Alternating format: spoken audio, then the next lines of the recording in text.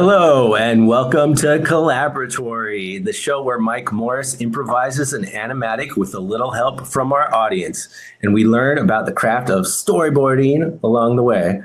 This is an improv art stream that runs on audience suggestions. Mike, hi. What kinds of prompts are we looking for today from the audience? All right, as ever, we are looking for the three building blocks of any story: character, setting, and conflict. So we try to keep the character count down a little bit because, again, this is only a 90-minute stream. And so we don't want to be like, hundreds of characters in. But a setting and a conflict is what we need for those characters. So get on your most creative thinking cap or whatever you want to call it, and let's start some drawing, huh? So, Aaron, I want to say Aaron Paetz is returned again for his yearly visit to the Collaboratory. Yeah, I love it Aaron, here. I love to be the returning guest host. I absolutely feel privileged to be here again.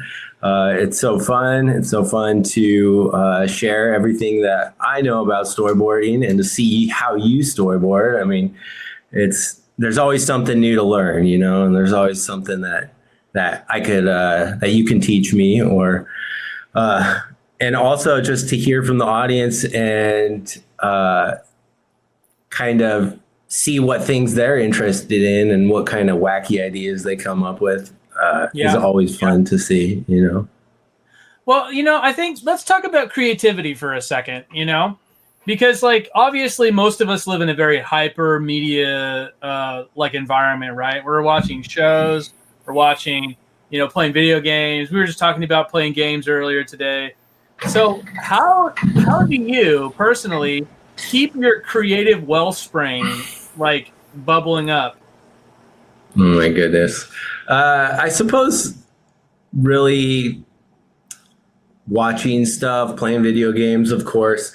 I think the best thing to do personally is just keep drawing even if I'm not in the mood. So I don't know, a lot of it, if I only did my drawing when I was completely inspired and feeling so passionate, then I feel like that I would miss a lot of opportunities to do that. Sometimes it's I'll draw even though I'm not in the mood, and it actually doing that keeps me even more creative because I find something that I didn't know existed inside of me. I come up with some new character or concept or environment that I wouldn't have thought of if I was necessarily only in one mood whenever I drew, so right. Sometimes I think it is about getting the, just for lack of a better term, the motor warmed up, yeah. But I feel like if I get too into different media and stuff, I feel like somehow it blunts my creativity outside of just drawing from lived experience. You know what I mean?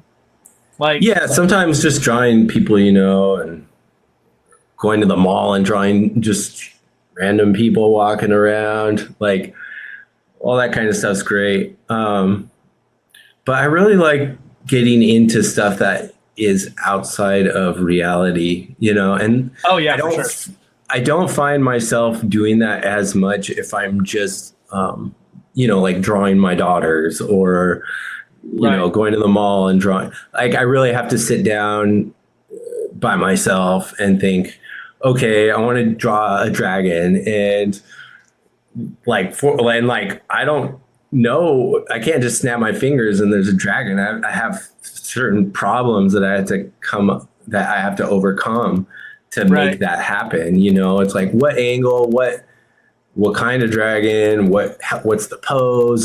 There's all these problems that you immediately create. That's part of the creation process. First you have an idea and then you have to make it happen, but you're most likely not going to get it right in the first shot. So you just got to work through it. And as you work through it, you kind of leave this trail behind you of all these concepts and iterations that you might even go back on and say, well, that was cool. Maybe I'm going to expand upon that concept and kind of like branch off maybe or something. Yeah. Well, one of the things that you bring up a good point too is just sort of staying at it. I think, kind of like as a society as a whole, we're like so into that like instant result, Oh, it's so hard. Yeah. And especially now that we have, all these AI gens and stuff like that, you're like, I just want to see this, and then boom, it's right there. Or, things like that. It kind of makes it a little bit difficult to keep that focus, keep that energy going on. Which I think, that comes down to just learning how to be a disciplined artist. Which is kind of a more difficult thing because, a lot of times I feel like we're so inundated with just the swiftness of life that it's hard to just take a moment and have that sort of introspective artistic look at things like, well, I want to do this piece of art that says this thing. Like even something you're interested in, like certain compositions or angles, or like sometimes I just find I don't really care about anything else. I just want to figure out how to draw something really far in the foreground and something really far in the background, and then the actual thing that I'm drawing, like for example, the dragon and the knight, that's kind of just, you put those into the concept of, oh, I want something with a lot of depth. Like, so yeah. You know what I mean? It's kind of like do you ever do like the directional line compositions? What, like a so I'm gonna zoom out here a little bit because I feel like a lot of the time it helps when you do this kind of thing. We did get a comment from one of our viewers, and I think I should bring it up real quick. Yeah, we just got it in from Neela Sprowley. Sorry if I mispronounced that. Is recommending a hunter in a mushroom forest. Oh my goodness, it sounds like a gloomstalker. Hunter in a mushroom forest, dude, trying to catch mushroomy monster guys. Sounds like somebody playing that new Avowed game, huh? That's what it looks like. We got some like a hunter versus some myconids, or it sounds like some various. So what's the conflict? Why is the hunter hunting? To catch mushroomy monster guys. Probably for crafting supplies. Trying to find the loot. This is like a monster hunter situation where they're just like, this is just for the parts. I'm gonna kill this thing and skin it. Yeah, I mean that hasn't come up in chat yet. What it's for, but I would imagine. I think it's cool. I would love to see your take on a hunter in a mushroom forest to start, and then maybe the story will come from that, But what would the so that's funny because I was just talking to you earlier before the stream started about how I was playing a Gloomstalker assassin ranger, and that's kind of like the hunter, in a mushroom forest. It reminds me the myconids and the Underdark and all that stuff. Yeah. Sometimes you just got to get it out, huh, Mike? And you're coming up with this really cool face. Let's see. What kind of things do you think define a hunter? Patience. I guess that does make sense. I was like, are you telling me to have patience, or are you talking? No, hunters are very patient people. Yeah, they have to wait for the. I mean, especially so there's hunting and then there's hunting. You know what I mean? And I say that in a different way. Like, so there are people that go out into the absolute wilds, and they live out there and they stalk prey, and they some of those people that go out elk hunting or deer hunting or something, that you hear stories about them, and they'll stalk something for days on end. Yeah. Until the time is right. A lot of them tend to be like bow hunters and that kind of thing. I think, even in this shot, we can get something kind of like this. I like the mushroom forest, the myconid forest or whatever. Yeah, I think that's cool. So let's start this with something like a little bit higher up. Like somebody that's crouching. And again, we're not going to spend time on pretty drawings. We talked about this in the Collaboratory before, that a lot of time the drawings that we do here are not going to be pretty, but they're going to be storytelling drawings. You were just talking also before the stream about brushes. Is this just your favorite brush, like a tapered black vector brush? Is that what you love? I feel like it's just quick. Like I tend to like a little bit of texture in my brushes, but yeah, I say like don't do pretty drawings and then I proceed to try and pretty up the drawing.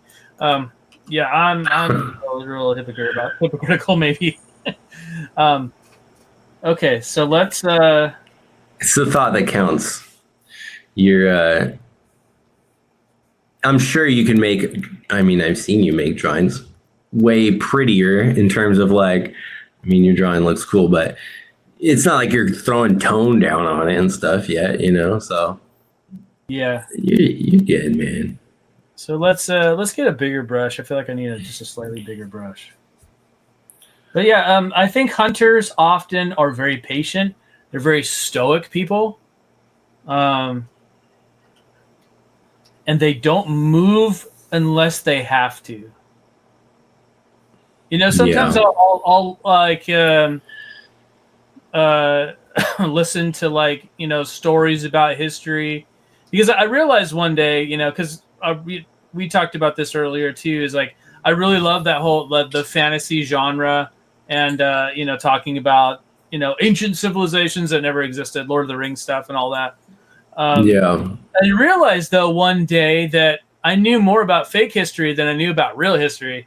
Lore. You're just a lore. I started listening to various podcasts and different things about history and World War II and some of the stuff in there. And there was a Finnish sniper that they called the White Death. Oh my goodness. Yeah, his I can't remember his name. It was a really cool Finnish name, but this guy was. They had the Russians were invading Finland, right? And the Finnish were defending their country. And this guy was a 5'0" like harbinger of doom. Oh my goodness. He's just so small you can hide everywhere. He would like eat snow and keep his mouth cold so no one would see breath. Wow. Like, he would freeze the terrain around him so it was ice instead of snow, so there was no crunching. Like no one could see him, you couldn't tell where he came from. All you know is that like all of a sudden the dude next to you was gone. Oh my gosh. He was an actual hunter.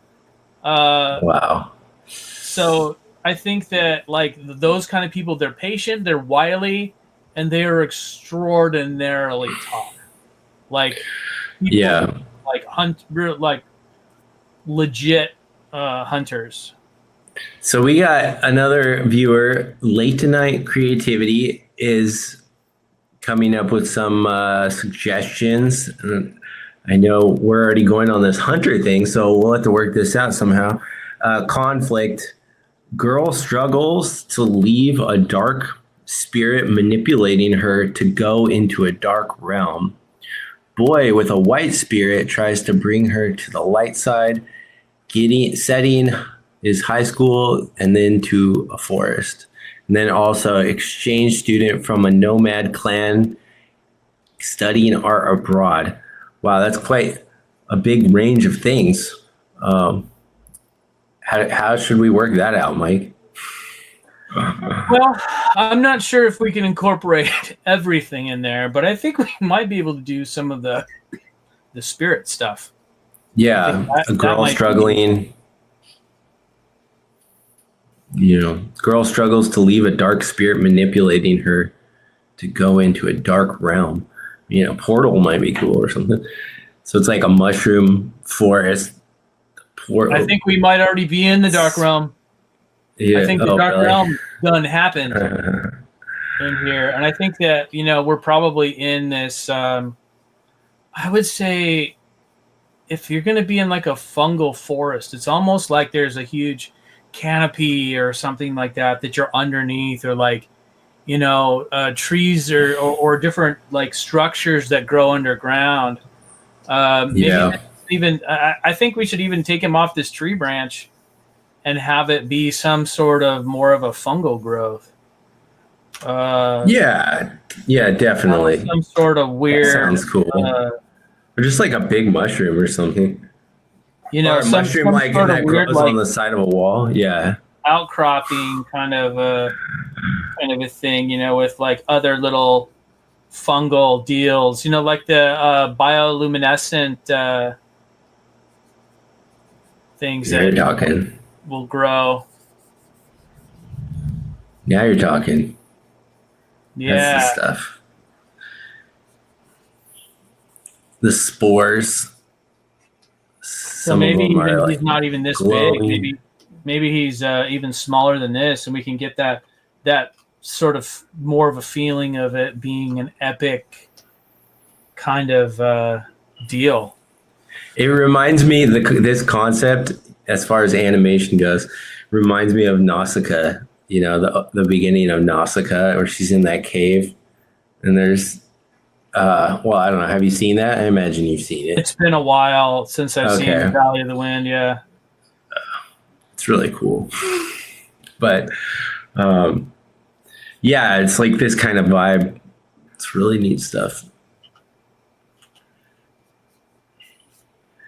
The hardest part for me about boarding a new sequence is always that my mind like works a lot faster than my hand.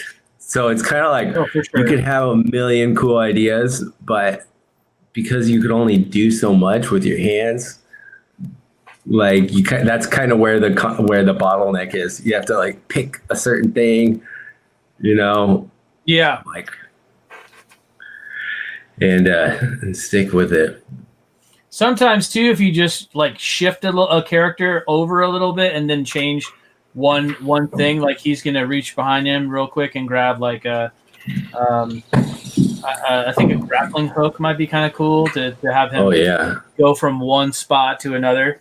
I think maybe even we can do something where let's put this character on a different level. We're gonna cut that and let's put him on level B. So we're gonna go back to these other areas here. So you have a background layer there? Yeah. Because I think a shared drawing might be appropriate here. Shared drawing is really helpful. Are you talking about for the background layer? Yeah. Okay. So what we're gonna do is I'm gonna right click on this layer here and go share drawing, and then copy the selected layers and go to these other ones. I'm gonna shift click, and then I'm gonna go layer, paste layer special, and it's gonna ask me what I want to do. I'm gonna do once hold instead of loop or ping pong or once, because once hold means I'm gonna do this one and the subsequent layers behind it. I'll override existing layers with the same name, and place layers at the bottom doesn't really matter if you're doing it all on layers with the same name. Okay, so now I have a shared drawing, so whatever I update on any of these is going to update the entire total. So I'm going to grab like a little, like one of my marker brushes right here, and I'm just going to add some like, darker tone down here so we can get kind of a feeling of what this place is. That's like your background painting, right? Yeah, a little bit. It looks like I didn't have my back painting turned on, so I'm just gonna cut and paste that. But if you notice now, all of them have that same sort of thing, and then I can put some other stuff just on that layer inherently. So yeah, that shared layer thing is such a cool feature with ToonBoom, and being able to use the texture brushes on it and everything, and just like, even if you came back to it later, you could modify just one background on the fly. Like, oh, I just want to like add this, detail in the background, and then it just updates it on your whole entire storyboard, wherever you use that background. For sure. And let's do this on like a little overlay right here too. I'm going to go for layer A, and then I'm going to copy that selected layer. And again, let's repeat that action. I'm going to come over to here to layer, paste layer special, and then once hold and okay. And now I'm going to put a couple like little foreground element mushrooms here too. So let's go back to the basic board brush. Let's do black. And then we'll put some like, some foreground fungal elements down here too.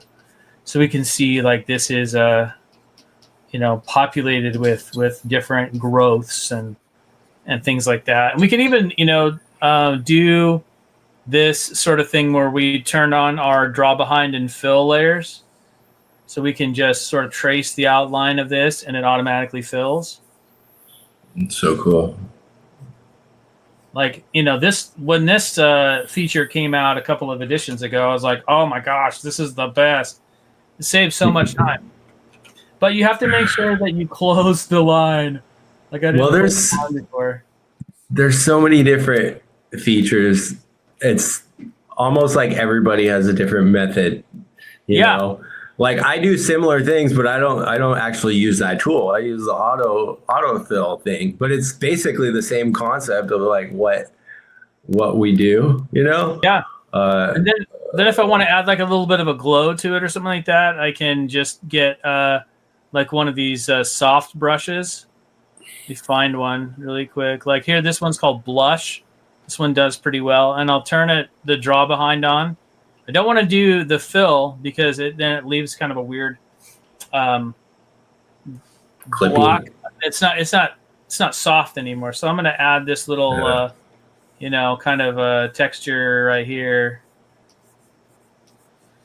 behind these things, so we feel like we have like a glowing mushroom sort of situation. And getting into some of these other brushes and things too, you can do a lot of other little effects and things like that too. Like let's see, I have one that I use. That's one of the coolest, like the mushroom place. Now, Mike, I don't know if you ever played that game, Baldur's Gate 3, but there's an Underdark with the mushroom with a myconid colony, and they have these glowing mushrooms, and it's like visually such a cool environment. It's really exciting to see you working this stuff out in a storyboard. Yeah, I know I have somewhere in here like a scatter brush to do like effects that are like stars and things like that, but I just changed this around, so I'm not sure exactly where it is. But anyways, if we had more time, I would put like little, spores or something like that are on this. But let's just keep going, shall we? Yeah, let's do story.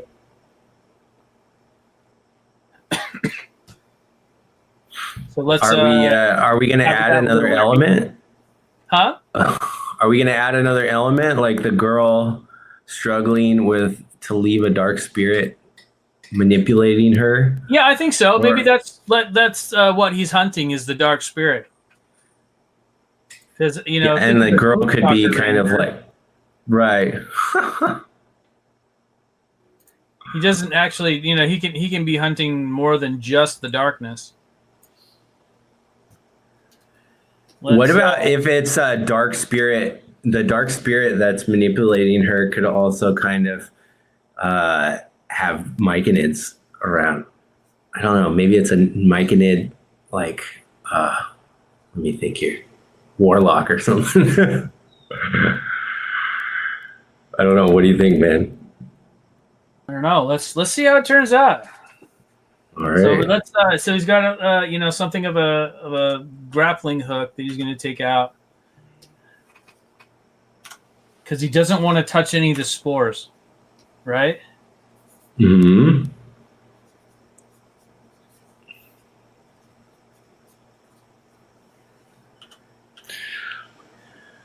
Olivia Draws says, "How did I not know about these features? Thank you."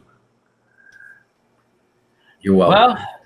Well, Olivia, welcome to the stream and welcome to learning about those features because it really helps quite a bit in your workflow. Like just making things faster, and as we all know, speed sometimes is just the name of the game. Yeah, it's good to have those. Yeah, getting your stuff done fast is really great, for sure. And you'll find your favorites and stuff, like what things are, what buttons you really like to click and all that stuff. And ToonBoom also has, just in case anybody is unaware how deep it goes, they have a scripting section. So you can find scripts or make scripts where you can kind of like tell the program to automatically do certain things for you. I mean, it's not going to draw for you, but it'll do filling the whites into the elements of your backgrounds or your characters, or you could do toggling layers or renaming your layers and all that kind of stuff. And you could kind of program it to do this kind of stuff really fast for you. But that's pretty advanced. I would say the funnest part about it is just drawing and experimenting with the brushes and learning about story and composition and all that stuff. So, Mike, if you were to already be thinking about this, would you be aiming to do something in 2D or 3D? Like, what's your favorite? I don't know, because I think that each has their own benefits, right? I feel like you can get something down quicker in 2D because there's a lot less rigmarole that you have to go through, but then you have like the rigged characters where there's a lot of setup, but the benefit of that of setting stuff up with say like a harmony character is the fact that then you can reuse the rig and do more content with it, right? Like CG and rigged animation is really good at reusing elements. I mean, why do you think that we see all of the sequels for these movies, right? The models are built. It's just, the models are already done. So they just never go away. You have like more story to go through, and it's cheaper to do in the sequels than it is, redoing the thing the entire time. So, like, I think one of the reasons that we see a lot of sequels is just financial. We see that they've got all of the rigs built, like they've got, Poe from Kung Fu Panda built and refined over several different movies, and so we keep seeing Kung Fu Panda movies, and I love those movies, but at the same time, it's like, all right, what else you got? Yeah, you could. I mean, you got Trolls, you got Toy Story, you got all that stuff. They're just like, oh, we got the model already, for sure. I like ones that. It's great to see more of the characters that you like, but at the same time, like, I feel like the reliance on sequels can get a bit heavy-handed sometimes. For sure. Definitely. It's always cool to see those models go through changes and stuff. And that's part of what I like about Arcane is they'll put the certain characters in different costumes, or their story arc puts them into different situations where their model might change, their hair might change, their weapons could change. And it kind of brings a fresh look to the same old characters, But even that, it's only been 2 seasons, so it's not to the point where it's Toy Story or Trolls or something where they're always reusing a lot of stuff. I mean, I don't know. Maybe they don't. I haven't really I know Toy Story does a lot. Maybe I don't have the most knowledge about trolls, but it seems that way to me. Yeah. Well, I mean, you know, sometimes it just comes down to what the corporate folks are saying, like, Yeah.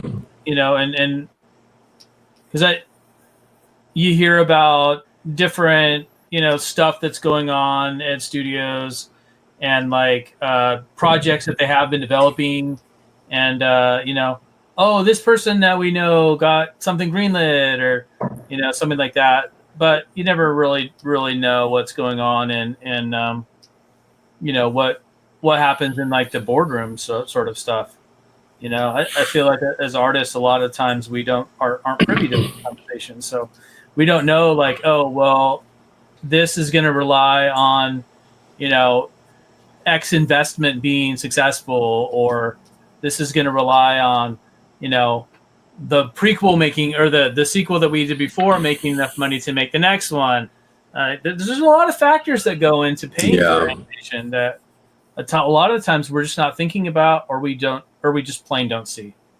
Yeah, it's not as, you know, it's not as a well-oiled machine as you would imagine. Coming up with an animated film or a show, there's a lot more than just an artist with it's not always just about being diehard passionate. Like sometimes it's like, all right, this is how much money we have, you know, and there's not much you can do about that. If the budget's lower than you want, then you just got to kind of come up with a creative solution to make it still work, you know? You know, and if you watch some of the like features and stuff for like, one of the things that was really impressive to me is when you know, Jorge Gutierrez talked about some of the stuff that they did for the Book of Life, and some of the shortcuts that they had to take for budget reasons. Not glamorous, but effective. Yeah, but that movie looked really cool. It didn't look like a low budget movie. No, but there was elements that he talked about, like where they were able to save on some budget just because just creative use of existing assets. I see. So, you know, right, we're going to have some, you know, stuff going on at the upcoming Comic-Con Revolution in Ontario in a couple of months. And we've had panels before that we've talked about doing more production type work and things like that, you know, stuff that keeps the creative wheels going. And that's just as important as the art side sometimes. Yeah, I mean, everybody, it's really like you can't pay the bills unless you got somebody to produce the project, you know? Yeah. It's really, it takes all sides of things. It really does. And sometimes there's people that are creative, but in a different way. Like, you know, you have your friends that want to be part of the animation that you work on or whatever like that, but they're not artists, so they don't know how to do, you know, X, Y, and Z, but maybe they're good at keeping people together and keeping them focused.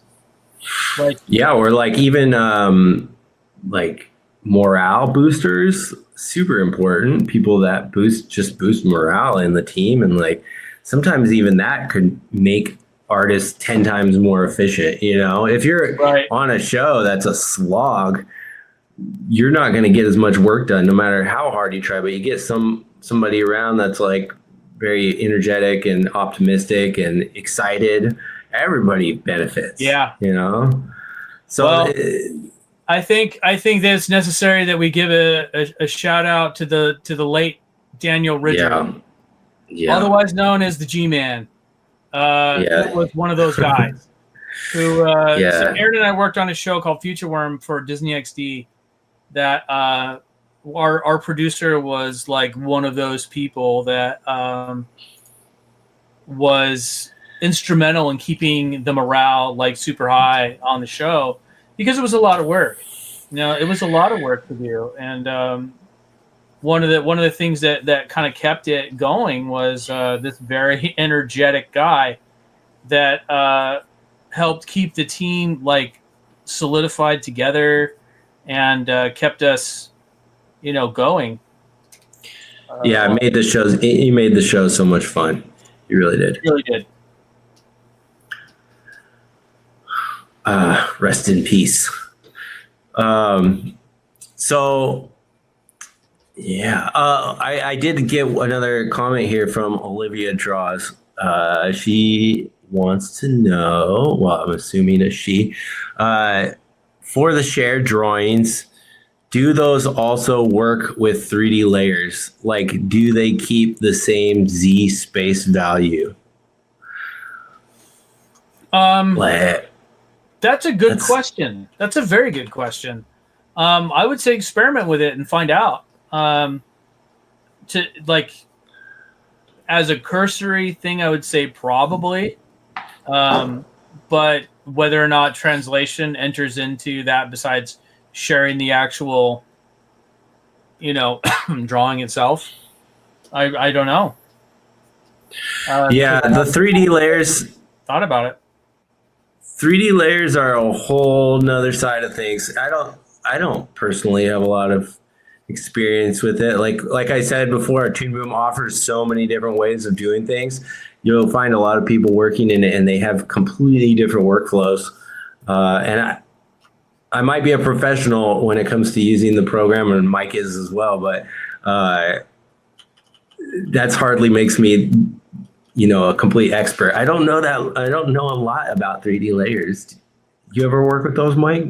Yes, I have. I think 3D layers are great. I've worked with them in a lot of ways. I think that you can get a lot of bang for your buck working with 3D layers.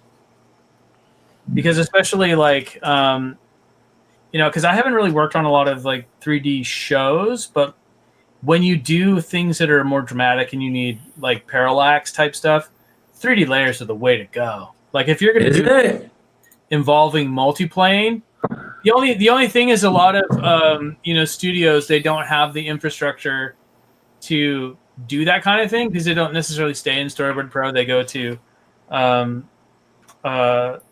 nonlinear editing systems. Mm-hmm. But if you're an indie studio and you're just doing stuff on your own, why not, dude? Yeah. You don't need to hang on to convention that isn't necessary, right? I totally want to learn more about. I've messed with it a little bit, the 3D layer stuff, but it seems like. Correct me if I'm wrong. I know there's a few different ways of doing it, but I made it where there was multiplane. It was like putting a multiplane system inside of ToonBoom. So I had a foreground element, I had a middle ground, and a background with a character stuck in there. And if I move the camera a little bit, it just kind of everything slides what you're talking about, parallax. Yeah. But I know there's a way also where you could go full 3D. I think there's a way where you do full 3D and you could put textures on 3D objects in ToonBoom and then also draw on flat planes within that structure. Mm-hmm. Oh my goodness, that seems like a whole thing. I always just find myself getting frustrated and just I'll just draw it.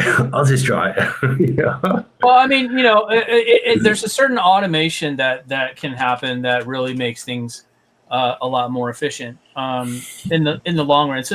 It's a trade-off between getting something set up to work in a certain way and then just powering through it.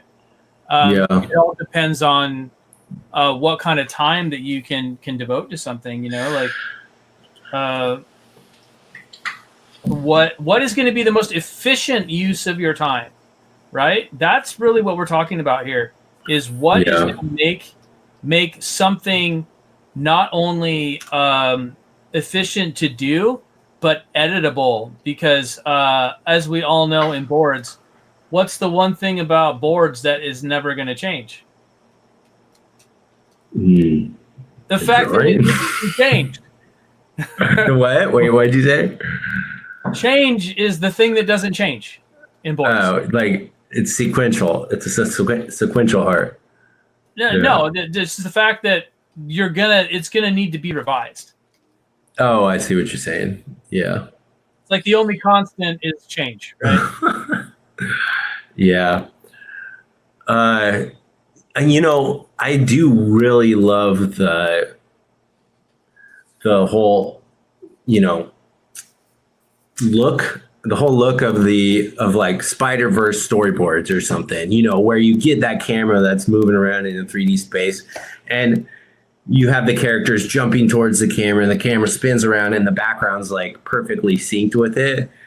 It always looks so cool. So that is definitely something that I would be interested. I think they first did it, like bringing it way back. They did it first in something like Tarzan, when he's swinging, when he's sliding through those vines and stuff. And they were showing that off, or Beauty and the Beast when they're in this 3D background and they do the traditional animation on top of it. And it seemed like it took a whole studio to make those concepts come to life.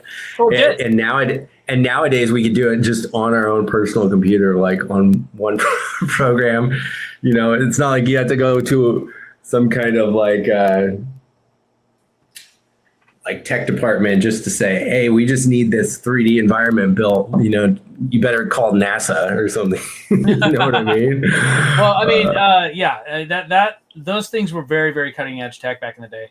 And, you have softwares. One of the things that's really interesting to me right now with Storyboard Pro that I haven't had as much time to delve into as I'd like to is the fact that you can bring in CG models, and there's like a cell shading thing that Storyboard Pro can do now. So like if you even learn a little bit about how to do some stuff in Blender, and then you can take those Blender models, bring them into Storyboard Pro, and use them in a very, very efficient way. It is like static stuff though, right? I mean, correct me if I'm wrong. Like I said, I don't have the most experience here with this subject, but like if you bring in a car or a building or something like that, I could see that working, but there's no rig. Is there rigs inside? I mean, that would seem like a lot. Yes, you can do stuff with bones in it. Like you can bring characters with bones in it. To manipulate inside the Storyboard Pro, and that is amazing to me because that kind of opens up a lot of different territory that you can cover. Yeah. The artist Sora says, when you start off your boarding projects, what do you think is the most challenging step for you? The most challenging step is to not go on to like default mode, and just like, it's the thought process behind it. I think that's the most challenging thing, is to come up with something that's new, but that's also very descriptive and clear, but not feel like I'm just retreading ground every single time. Yeah. I guess for me, it's always the blank canvas is so intimidating. And I know that's cliche to say, but because usually as far as work goes and getting a big script and you have a certain amount of work that you have to get done in a certain amount of time, it's always intimidating to start because there's this balance of, am I going to make a mistake and I'm going to have to go back and fix it? Or should I know what I'm going to draw before I start drawing, or should I just start, And it always comes down to me to just starting. For me, it's like, all right, I just got to like draw something. I just got to draw something that is being asked of me on the scripts, and then kind of like say, all right, now I have an idea. I have a character or two, and I have a setting, maybe just like what we're doing here, with the hunter and the mic and the nids and stuff. It's like character, setting, like just start drawing it. And then you could kind of go back as you draw and add other stuff. Like it's not a straight ahead process where you could only draw and then do the next drawing. It's like you could go back and add scenes in between, or go back into a scene and add new animate like actions, or even delete scenes, you know? So it's always like this big, malleable project. Like what Mike was saying, it's always changing, you know? Yeah. So it's evolving and it's Yeah. growing and it's being added upon.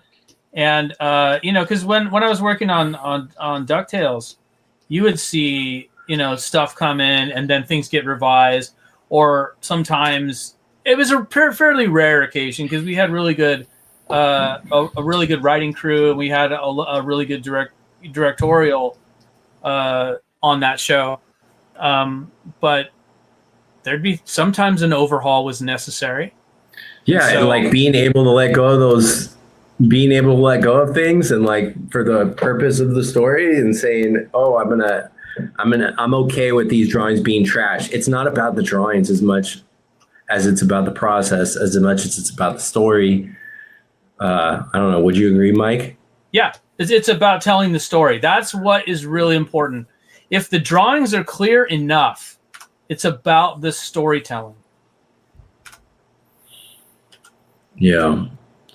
And that's hard. That was a lesson for me to learn as an artist, because, you know, I think I was an artist. I mean, I definitely was an artist first all my life. I wasn't growing up drawing, you know, superheroes thinking, oh, I'm doing storyboards. It was like, I'm just drawing cool stuff.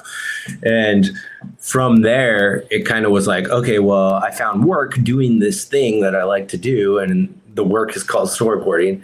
So eventually having to let go of this idea of like, oh, like my perfect style, my perfect like drawing, and oh, it needs to have this certain face, or this certain, like, oh, it's this anime style I really like. And being able to say, okay, all that stuff is actually secondary to the story. And that's like kind of a designer's job to figure those things out. Like as a board artist, you're just actually spelling out actions, you're spelling out story beats, camera moves, camera work. And it's not as much about doing, oh, this certain cool drawing style that you like.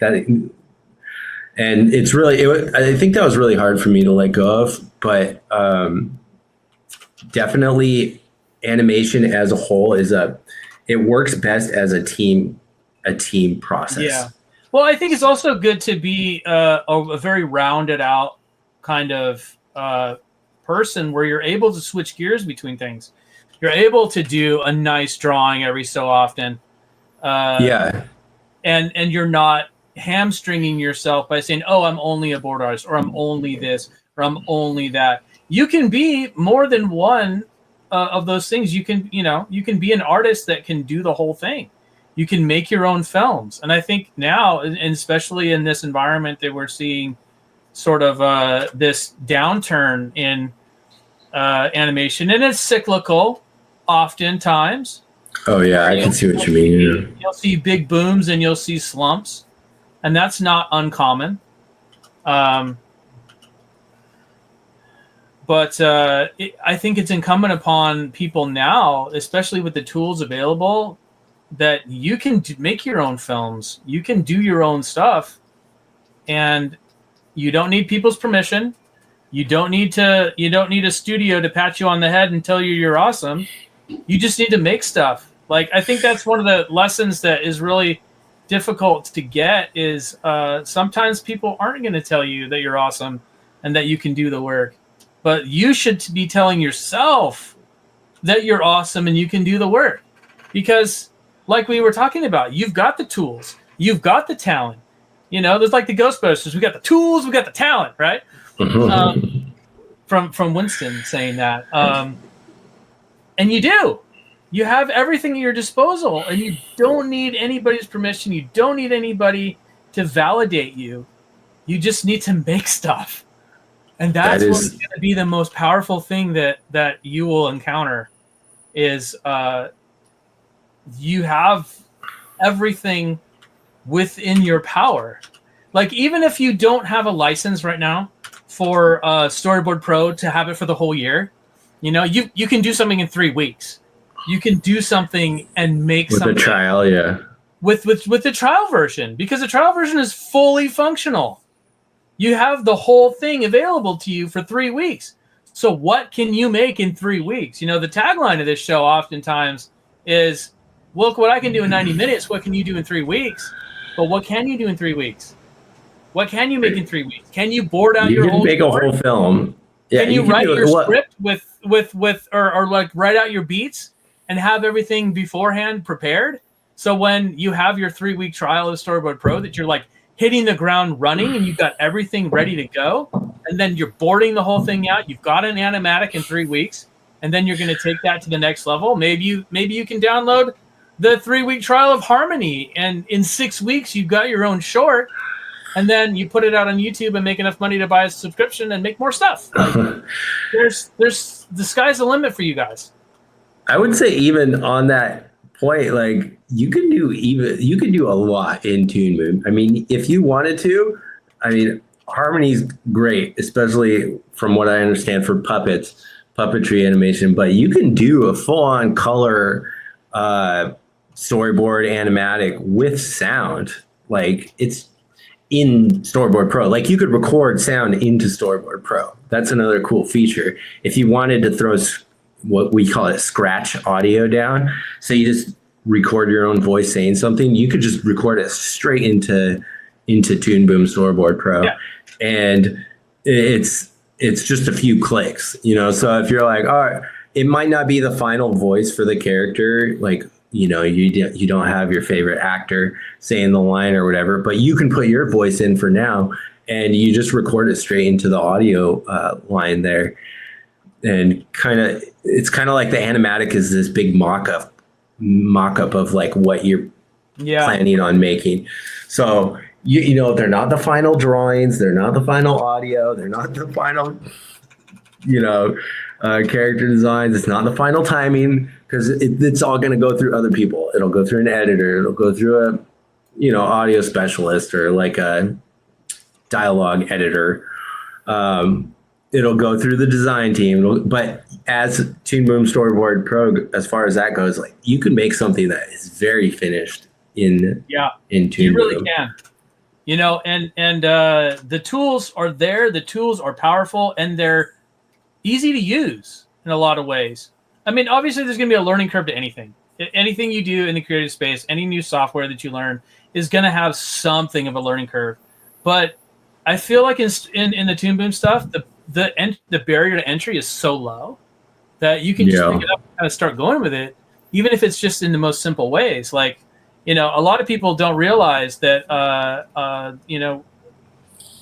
we used, I say we, but the animation staff on Princess and the Frog used Storyboard or used Harmony to do all the color and stuff, and for Princess and the Frog, like you would see Harmony all over the place, and like I think they were using the Linux version. Which, I mean, the version of operating system doesn't matter, but, you know. And at this point, it's studio. On that movie. At this point, it's industry wide. I mean, all the shows that I work on these days, every single one is ToonBoom. And it's actually something that I like ask when I'm going for a job. It's like, all right, you're using ToonBoom, right? Like, that's what we're doing, right? Well, I mean, it's so ubiquitous now with a lot of stuff. And, you know, I've tried other things. I have, you know, there was one storyboard that I did for a thing, and I had to use for like my restraint that I had to deal with was that I had to use this software that came with that particular bundle. And it was fine, but it took me like 5 times longer than it would have with Storyboard Pro, and I was like, yeah, that's not happening again. Right? You're like, I have to do what to make what happen? Like, yeah, it's like I have all these other steps that I've got to do, and I'm like, nuts to that, dude. I'm not doing that crap. All right, the artist Sarah says, did you ever have times where you struggled to get the story across, and how do you overcome that? And Julio Torres, Julio probably says, these kings Oh, these kings. That's us, Mike. I think he's talking about us. Well, thank you, Julio. Thank you. Yes. Thank you. Do you ever have a little time? patting of the ego is welcome every so often. Yeah. Do you ever have times where you struggle to get the story across, and how do you overcome that?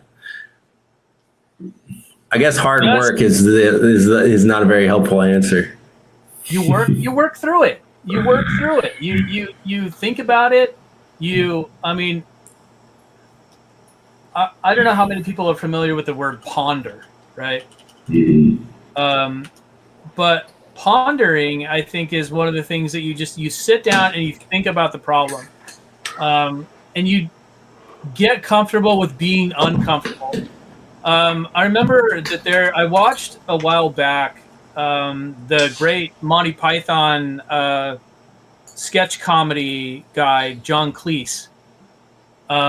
He had a lecture that he did back in the day about creativity. And I think about that every so often, because it was very, very good as far as talking about what it takes to be creative and how to solve creative issues, right? And his thing was that he was just able to be comfortable with being uncomfortable and learning how to sit with a problem and not just look for the easiest answer, right? Because we hate problems in our lives. We don't like having something that's not solved, right?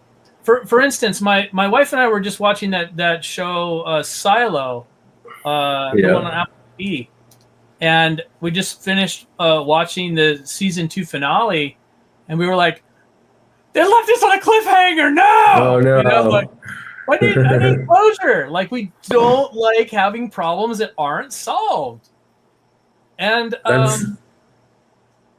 you have to be comfortable with that for a little while.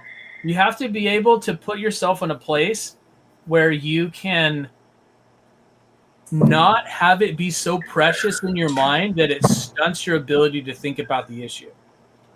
Well, it's funny, like your approach is similar to mine, but I take a slightly different approach. For me, it's more of like, you say ponder, I say make a mess and I'll clean it up later. You know what I mean? Like, so that's typically what I do when I'm being creative. It's like my mind tells me, I don't know what I want to do. I don't know what I want to draw. And so I just start going. I just start something. I'm like, I don't know. I'm just going to draw, a face or a dragon or whatever. And then I take that and I go, well, it's not quite good enough. And then I just keep building on that, and I mean, like, think about what we're doing here with what you're doing here with this storyboard. I mean, the first thing you drew was a face, and then you're like, all right, how can I like take this and go with it, take it further? I mean, we had the concept that came in from chat, but the first thing you drew is a face, and then you keep going, and now you have a character design, and we could keep going with this all day, and keep building on what we already have. So yeah, I kind of do this, like, I make a mess and then I make it better, Yeah. And, that's we've talked about the idea of the vomit pass here on the show before. Yeah. Where you're just like, bleh, and you just let everything in the shortest form possible, and only you are going to recognize the shorthand of drawing that you're doing. Like, yeah, you just like barf it out onto the page. And you fix it later. You figure it out later. You put it, you organize it. I think that's the proper thing to say, is that you're organizing it later. Yeah. And also, don't be afraid to share stuff with other people around you, who, if you live with somebody or you have a friend that, even if they're not like into animation or anything, typically you could show somebody else something that you've been working on and just ask for an honest critique, and don't take it the wrong way. Just say, like, what do you think? Is this clear? Like, sometimes you'll do something and you're like, it makes so much sense to you from like your own perspective. And then you show it to somebody and they're like, wait, what about that horse? That horse that ran? And then you're like, wait, that there was no horse. Like, what are you talking about? And you don't even realize that you drew something that like it doesn't communicate well, you know, and you need somebody, even not necessarily another artist, just somebody that looks at it and they'll kind of like bring some sense to you and say, oh, okay, I didn't get that. I didn't see that. And it'll open your eyes to what you need to work on. So showing it to somebody is I find that very helpful. You know? I think it's even more helpful to sometimes show it to a person who's not an artist, because right. you know, they're going to be more in line a lot of the time with your audience. Like, Mm-hmm. you know, they're going to be able to parse through that in a different way. And they're not thinking about it in, oh, I'm a board artist and I'm showing it to another board artist, and we both speak the same board language, you know? Right. It's like, this has to be translated into common speech. Mm-hmm. Definitely. So I think that's a really, you know, something that we all need to kind of think about in a lot of ways, is how can we communicate in a way that's clear for not just us and not just people who think like us, but for people that are going to be sort of like the end users of this story, you know? Yeah, people that have no. You should be able to show it to somebody that's never even watched an animated production and see what they think, you know, because that's really what we want to do. We want to get people that are not necessarily involved in animation to become viewers, you know. So you get just anybody you can think of from society. If you could get their attention, then you've got something that's going to be successful. Yeah. You know, like your postman. Like, if you could get the person that delivers the mail to be interested in animation, if you could get the person that works at, you know, McDonald's, or the truck drivers, or the, you know, teachers, if you could get all these different people to be interested, then you've got a big product Yeah. on your hands. You've got something that's going to be really successful. Instead of just like, oh, this is specifically for this niche artist that, you know, this one style that's very, very extremely unique. That, I mean, this stuff, I love unique art, but the more an obscure audience, you get, there's an audience for about anything that you can think of. Mm-hmm. You'll find an audience for almost anything, right? You know, barring stuff that's terrible, like you know, the heavier crime type things. But are you talking about like mature audiences or something? If there's something that you're into, some sort of like, you know, I don't know, cutesy chibi thing, or some sort of you know, hardcore you know, gritty grim dark fantasy like Warhammer or whatever, one of those type things, you're going to find an audience for that kind of thing, right? That's true. And, yeah, that's true.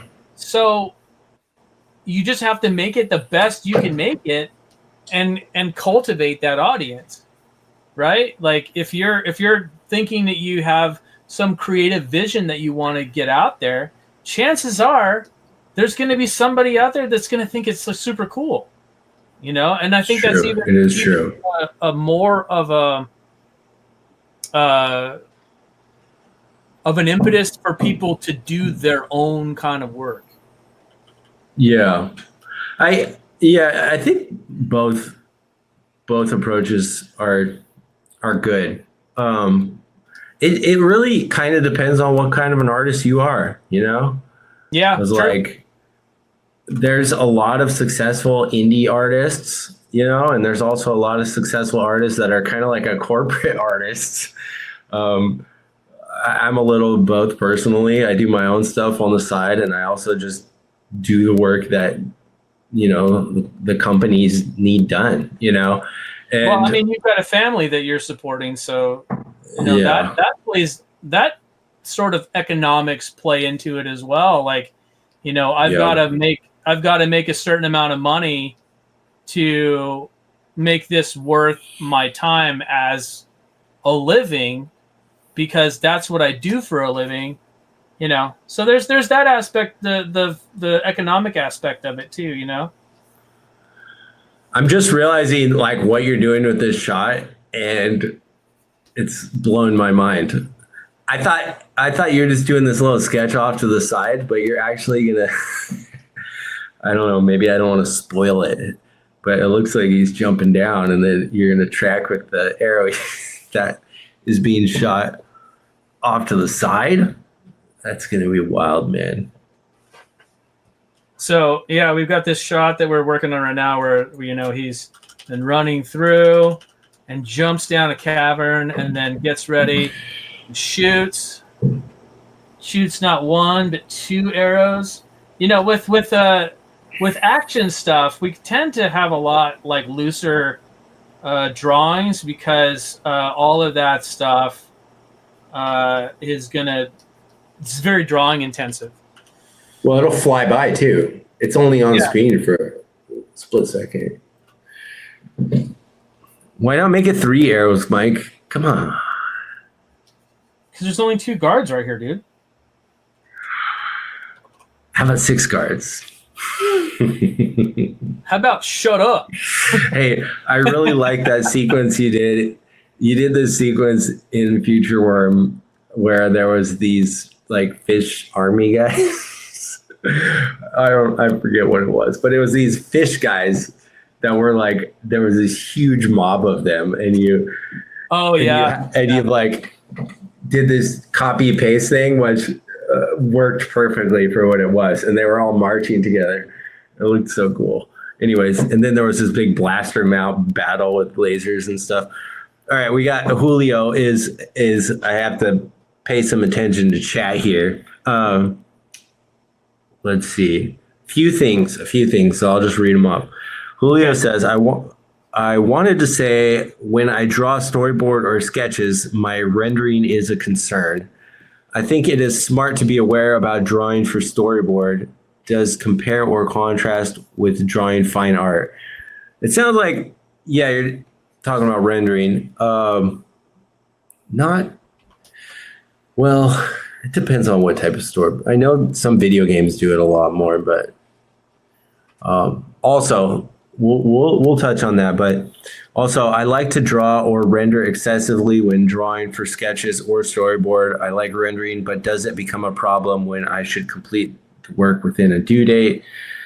Yes, this was my thought. That will become a problem.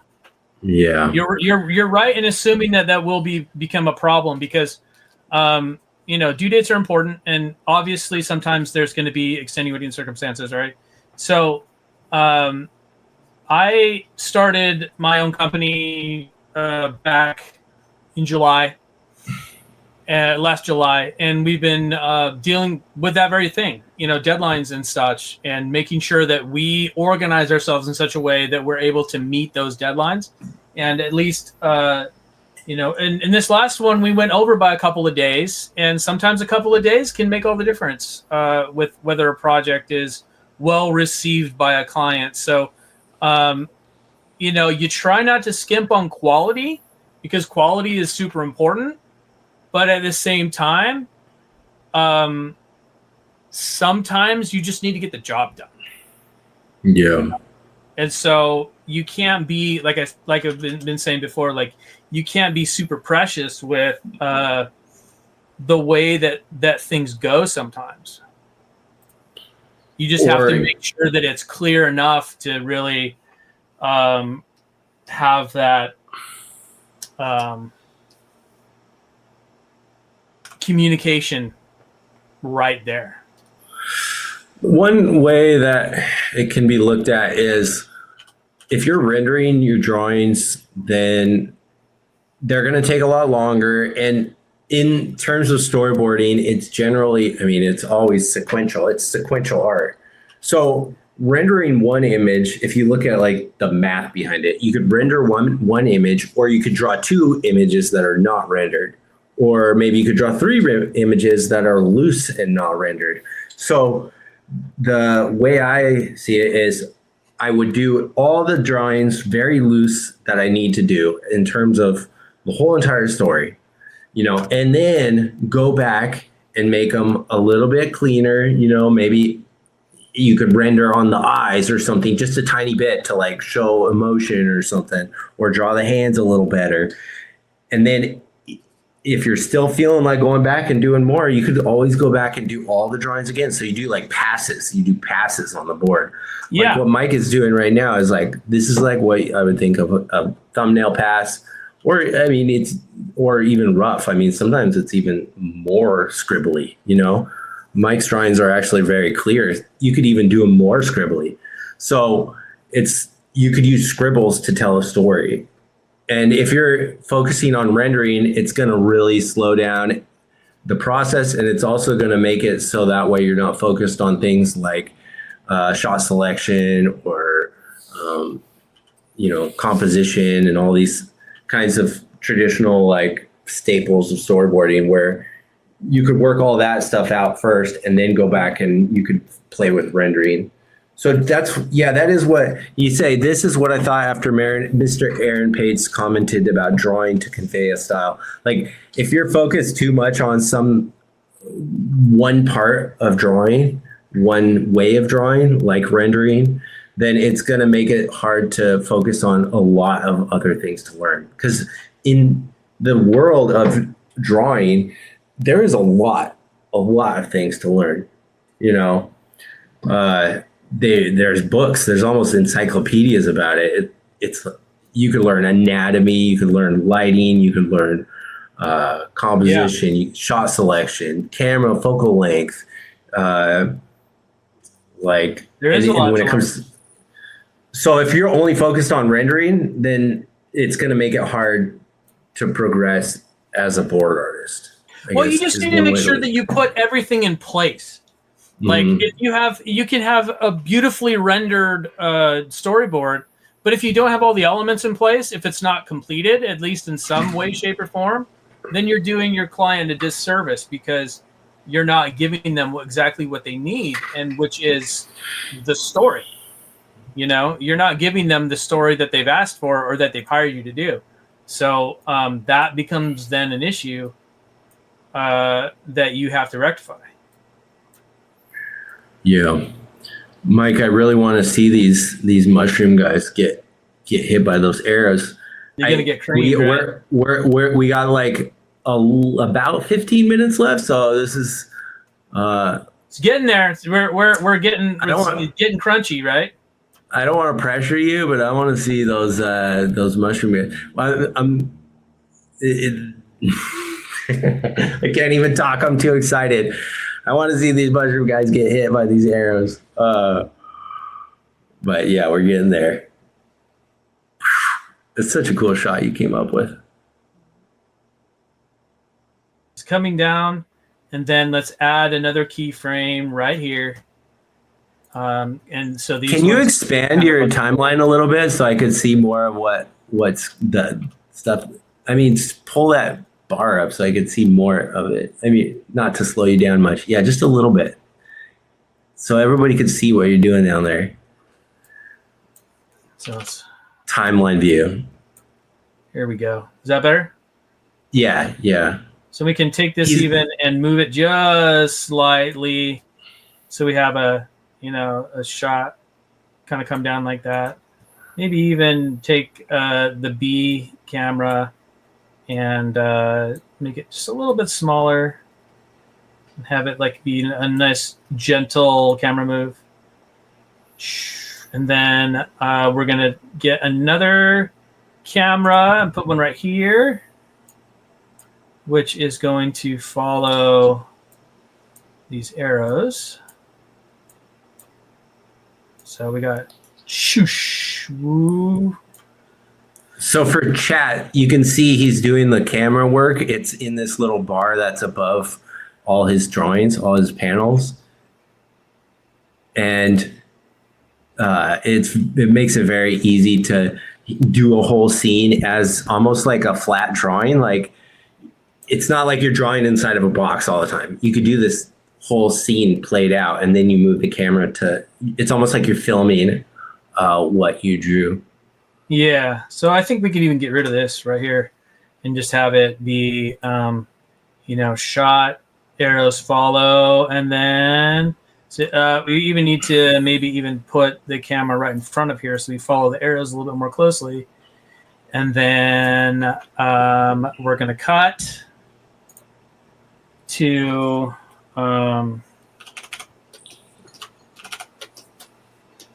this sort of rocky outcropping right here into guards.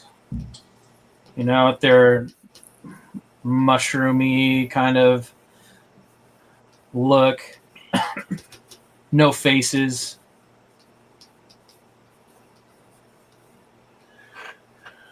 And then all of a sudden, you know, arrows bursting through. From behind? Oh my From gosh, behind. that's brutal. So brutal.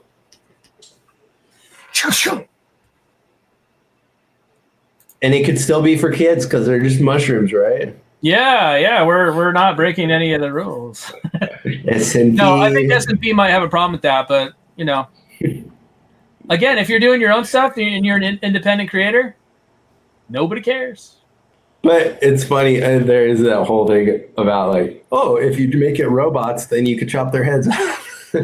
Yeah, well, that was the Samurai Jack. That was Right, just what make them happened with that robots. You could be brutal if they're robots. show. Yeah, absolutely, and that's one of the reasons that they were robots was because, you know, you see a stark contrast between the first 4 seasons of Samurai Jack and then that 5th season that nobody expected, right? Because Was that recently? That was recent. like other characters and stuff at that point that they could do. So because it was on Adult Swim instead of standard Cartoon Network.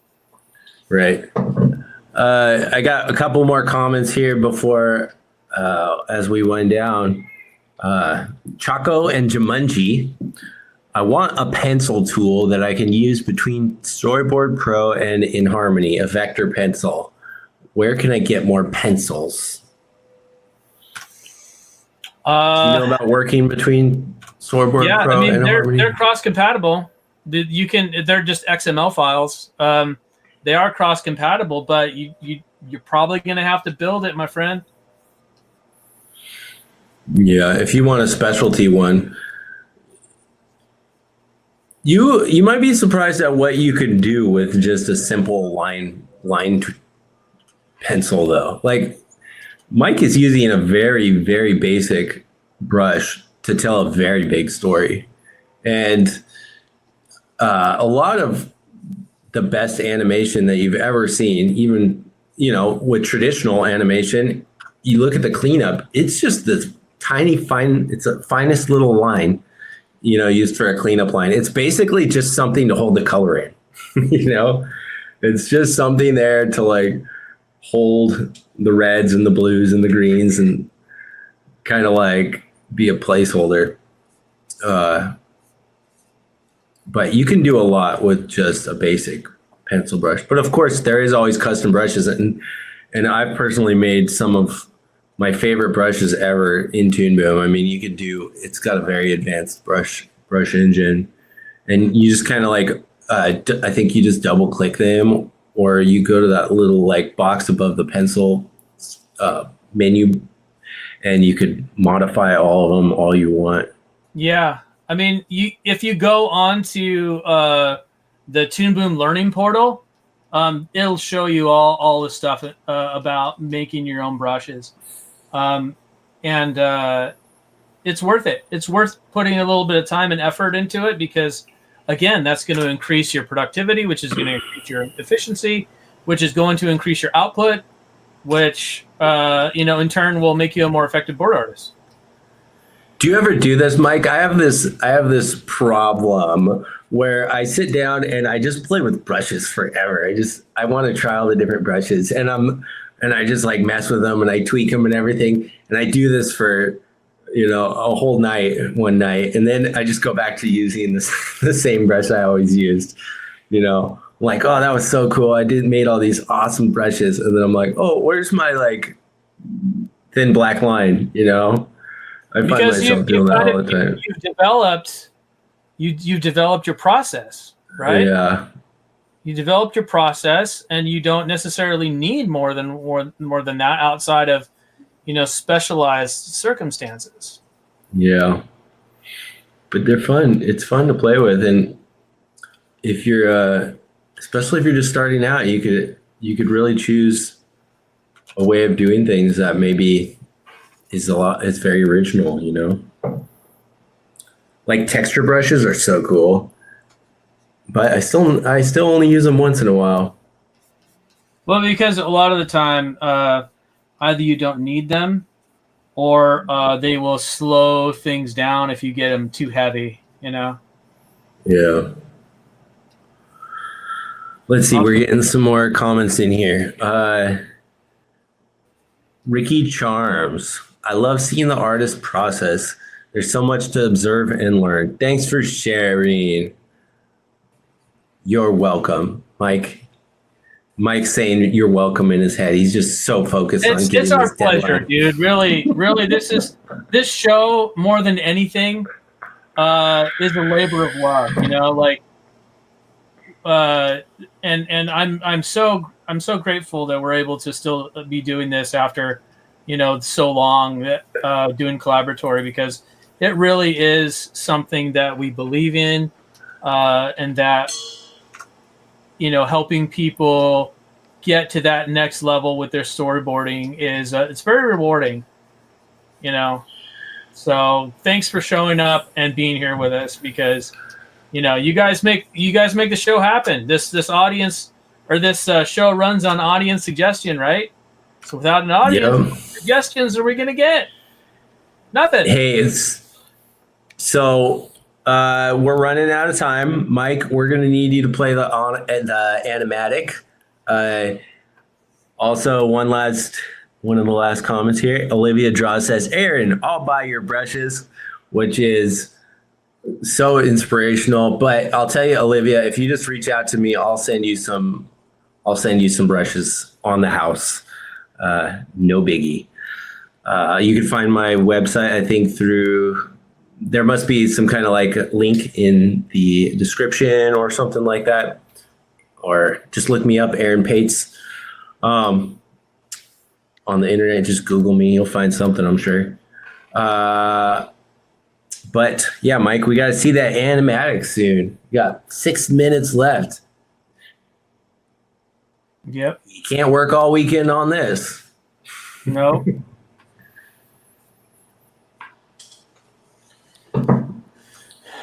Okay, I think we need something though, to sort of cap this off.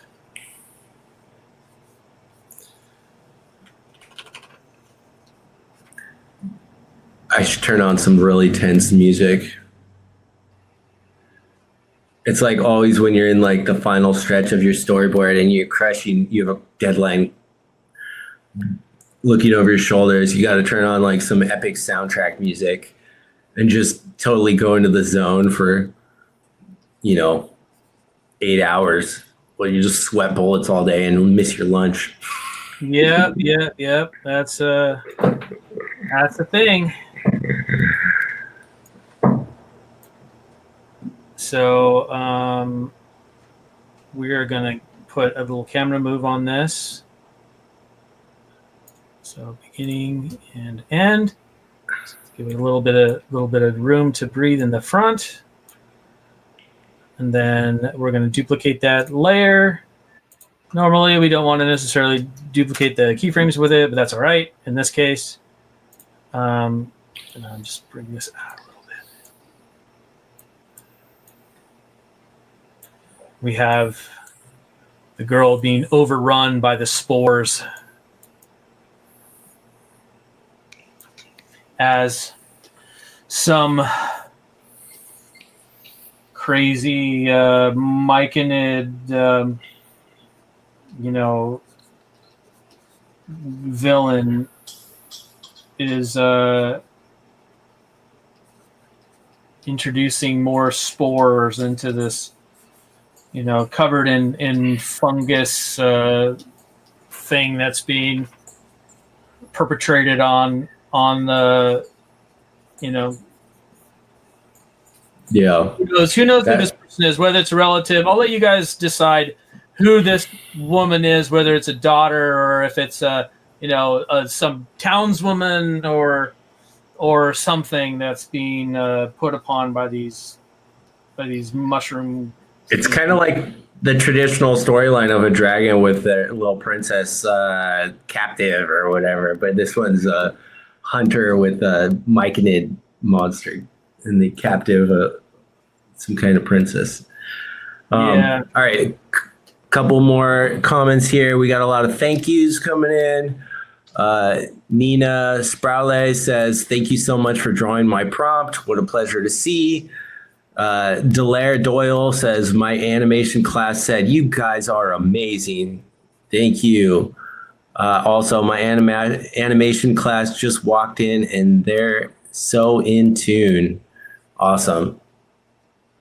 Well, we have this stream every month, so tell your animation class, come back next month. That's right. And hopefully I'll make it back by next year. Woo woo. Yeah.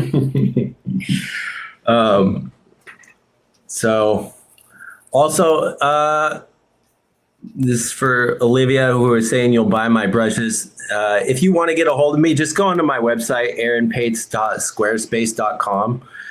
There you can find storyboard samples of mine. You can find my paintings, my sketchbook samples, and it has my email under the contact tab.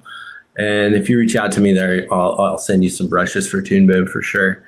And that goes for everybody. I don't mind. I'll share.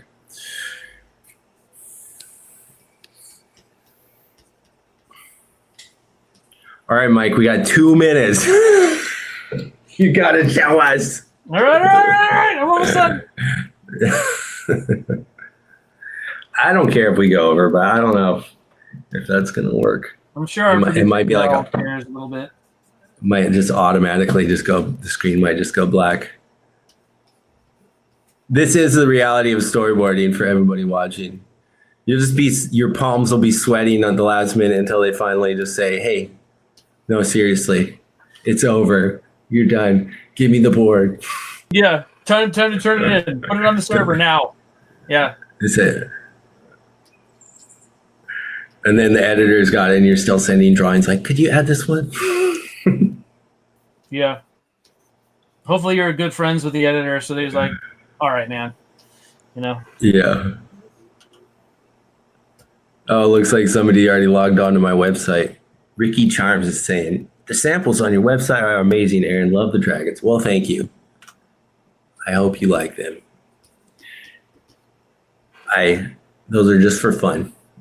I draw just for fun a lot.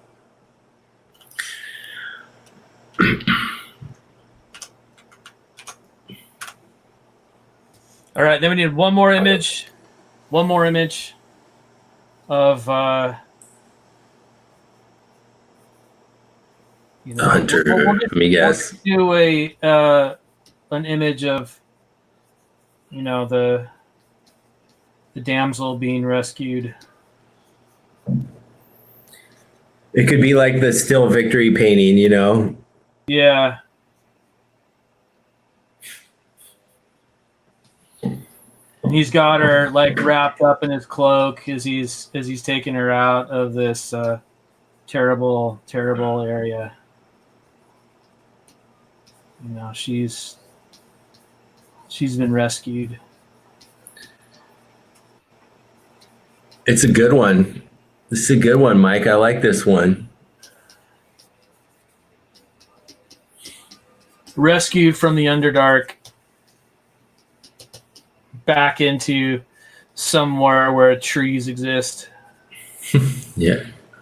So you can see, if we had more time, we could do something a little more gritty and cool. But this is gonna do the job at the moment. Okay, so we have to go into camera view to really tell us. We didn't do this last time in camera view, and we should have, and that's the right way to do it. So we have this person that comes down all grim and ready for something to go down. And he looks around, see something, grappling hook out, swing over this spore-infested place, comes down, boom, lands, and starts going down the tunnel into the belly of the beast. He readies himself, gets out his bow, knocks a couple of arrows, jumps down into this further, and bam! Two guards gone, dusted. And he comes out and gets ready, looking to see what is going on in this room as he goes, and oh no! This young woman is being covered in these like weird spores and stuff, and coming out is this sort of mushroom shaman type as he starts to raise his hands and cast some sort of wicked spell. But before he can get a chance, thunk! Ugh. He doesn't really make a sound because they don't really make a sound, but the gross squishiness of the this slimy creature, he slops to the ground, thunk. And then we get a closing image of this ranger who has done his job and has stalked in the gloom and now is coming forth victorious, having rescued this innocent person from the clutches of evil. Awesome. All right. Yay, so cool. I love it, Mike. All right, Mike, thank you for joining us once again for Collaboratory. Do you have any other topics or projects that you would like to draw our attention to? Yes, there's two things that I would love to draw your attention to. Okay, so many of you have seen the show Arcane on Netflix, but I don't know how many of you are familiar with the production studio behind it called Fortiche. They are a French studio, and in the next couple of weeks, I'm going to be finding myself in Paris, France, at the IAMAG Masterclass. So IAMAG.co is a website that has a lot of really great resources for artists, and it's AI free. There's a community that's very active, so check them out. But they have digital online tickets for those who can't make it out to the show, and Fortiche is going to do an exclusive behind-the-scenes look at Arcane. So get your tickets. There's a link that you guys can follow that's posted. The other thing is that Aaron and I are both going to be at Comic-Con Revolution, Ontario. For those of you who are in Southern California, come out to the Ontario Convention Center. And we're not talking about Ontario, Canada. We're talking about Ontario, California. So it's going to be happening in May. I think it's like the second or third weekend in May? It must be around that. May 17th and 18th. But check out the website. It's also a link. And come out and see us. We're going to have a booth. And we're going to be doing some animation paneling. Some panel discussions about storyboards and about independent animation and lots of cool stuff. So it's a great show. Come on out. Yeah, definitely. All right. Thank you to everyone who joined us for Collaboratory. If Mike Morris could draw a hunter saving a princess from the Underdark with the Myconid monsters in 90 minutes, think about what you can draw in 3 weeks. You could download a 21-day trial of Storyboard Pro from our website at toonboom.com and find free video tutorials at learn.toonboom.com. And if you're looking for more interviews, be sure to visit blog.toonboom.com for articles about storyboarding, animation, and 2D games. Until next time. All right, everybody. Keep drawing. Yes. Adios. Looks like we get to stay on, Mike. Yeah.